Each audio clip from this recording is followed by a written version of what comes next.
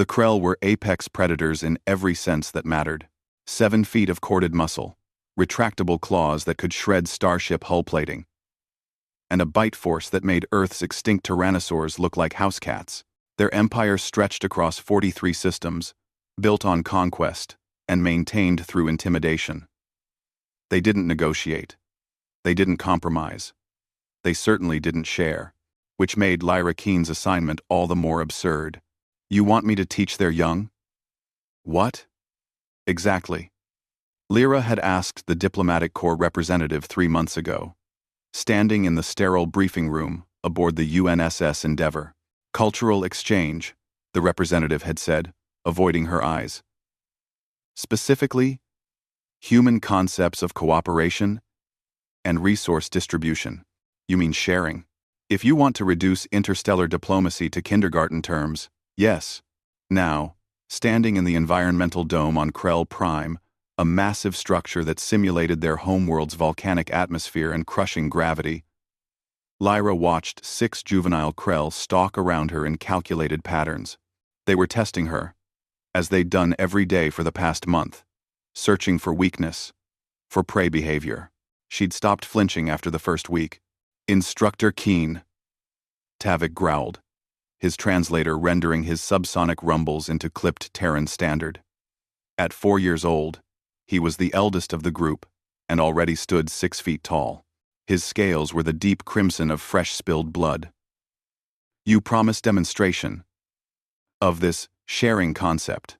The other 5 cubs circled closer, their nictitating membranes flicking across amber eyes. They were curious, a dangerous state for a Krell. Curiosity preceded the hunt. Lyra reached into her satchel and produced 6 protein bars. Human rations, vacuum-sealed and utterly unimpressive. She held them up so each cub could see. I have 6 bars, she said slowly. But I'm hungry. In Krell tradition, what would I do? Take all 6, snarled Vesh, the smallest cub, her tail lashing. You obtained them. They are yours by right of acquisition. Correct. Now watch what humans do differently. Lyra opened 1 bar and took a bite. Then she walked to Tavik and handed him one. His claws extended reflexively, but he didn't strike. Confused, she moved to the next cub, then the next, distributing the remaining bars until each juvenile held one. Now I have less food, Lyra said, returning to the center of their circle. But each of you has some. This is sharing voluntarily, reducing your own resources so others may also benefit. Silence. 6 pairs of predatory eyes stared at her with expressions she couldn't quite read.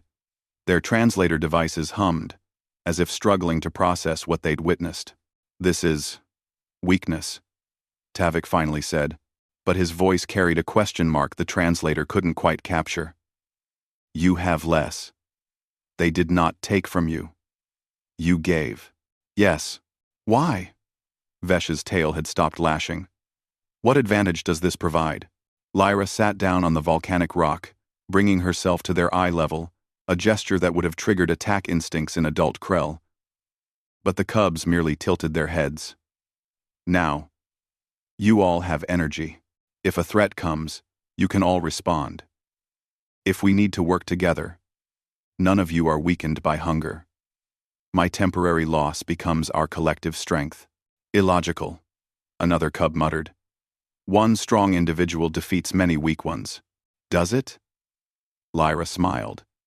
Your entire empire required cooperation to build starships, establish colonies, coordinate fleets.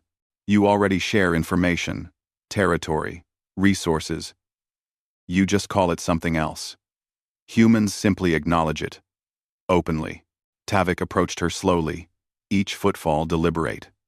This was the moment that could end badly, when a predator decided whether something was prey or not.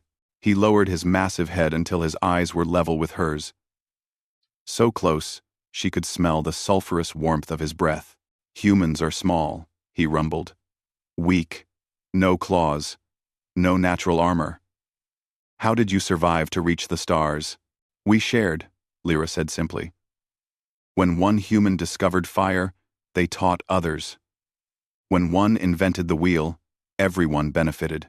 We climbed to the stars on the shoulders of every human who came before us, sharing knowledge across generations. That's our strength, not individual power, but collective progress. Tavik straightened, his tail swishing in the gesture Lyra had learned meant deep contemplation. The other cubs had stopped circling.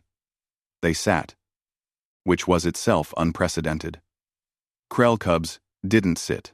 They prowled. They pounced. They dominated their environment. But they sat now, watching her. Question, Vesh said quietly. If sharing is human strength, why do humans also compete?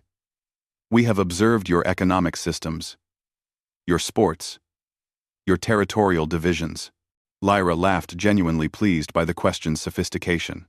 Because we're complex, we share and compete. We cooperate and challenge each other. It's not contradiction, it's balance.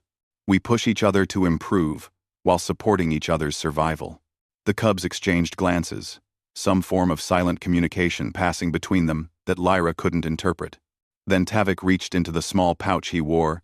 Every Krell cub carried one, containing items they'd claimed through dominance displays, and withdrew a smooth black stone. It was perfectly round, polished by volcanic heat and time, shot through with veins of luminescent crystal that pulsed with faint light, obsidian heartstone. Lyra had read about them. Incredibly rare. Found only in the deepest lava flows of Krell Prime. Cubs fought viciously to claim them. Tavik held it out to her.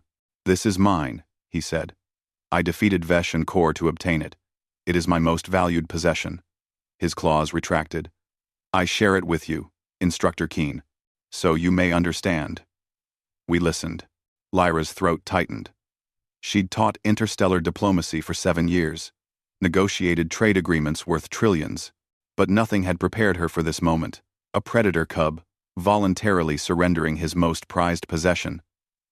Not through defeat, but through understanding. She accepted the stone with both hands, bowing her head in respect. One by one, the other cubs approached. Vesh offered a crystallized tooth from her first successful hunt. Kor presented a data crystal, containing his ancestral lineage, irreplaceable among Krell.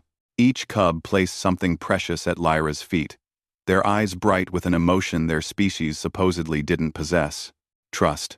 Later, in her quarters aboard the orbital station, Lyra would file a report that would reshape human-Krell relations for generations. But in that moment, sitting in a volcanic dome surrounded by 6 juvenile apex predators who had just learned to share, she simply smiled. Humanity had survived by sharing knowledge. Perhaps the galaxy could learn to share space. And it started with one human teacher and 6 predator cubs who'd offered her their favorite rocks.